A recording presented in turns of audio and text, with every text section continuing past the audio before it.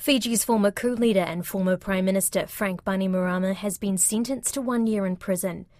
Bainimarama was previously found guilty of perverting the course of justice in relation to a police investigation at the University of the South Pacific.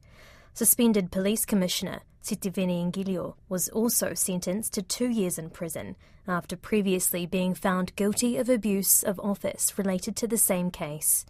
The pair walked out of the High Court in Suva on Thursday in handcuffs and were escorted straight into a police vehicle. I spoke with Fijian academic Stephen Ratuva about the historic sentencing.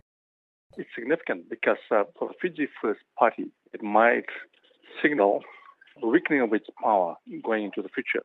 And secondly, it's probably significant as well in terms of giving out the message that coups do not work in the long run, and the consequences of coups could impact on those who carry them out.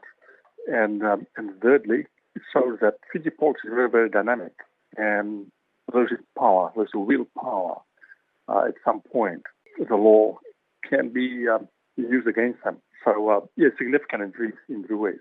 Bainimarama had 30% of the eligible population vote. He led for 16 years and now will not be able to run for office for 8 years. This is historic, isn't it?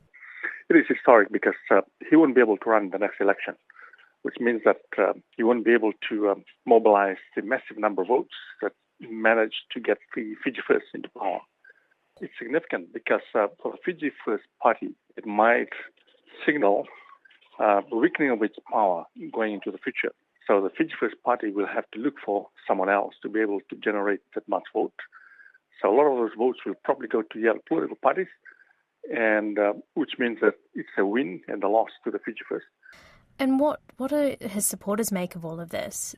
How will they be responding? Well, I'm sure that the supporters won't be very happy with it. Some have moved on, and I think the very close supporters probably not going to be very happy. We'll still see what may happen. Hopefully, nothing dramatic will happen in terms of some of the manifestations, some of those dissatisfactions arising out of what has happened. So hopefully there will be peace and quiet in the country. And Bainimarama's legal team indicated it will appeal after its attempt to have the former Prime Minister receive bail, but that was rejected by the High Court. So what now? Well, he's probably going for bail. That's to be expected, and I think it depends very much on the process in the court, and that will make the final decision on the appeal, whether it's going to work or not in this particular case. And Sitiveni was also sentenced for 2 years in prison. Was this a surprise, and what does this mean, I guess, for the wider picture of setting a precedent of bad behaviour? Yeah, Ngilio has got 2 years, and Bainimarama 1 year, based on a number of issues, I suppose, to do with health and so forth.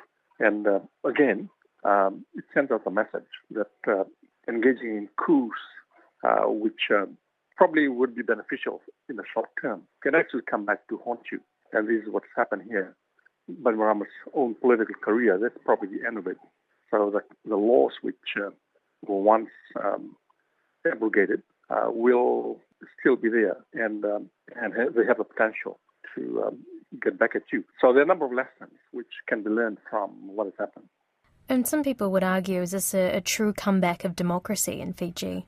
Yes, it can be seen as the normalization of democracy, because the coups are illegal and undemocratic, and the fact that the courts have spoken means that the process of the judicial process is still in place. What has happened in terms of the role of the Chief Justice, but the system itself has been functional to the extent that it has made a decision for the jail terms.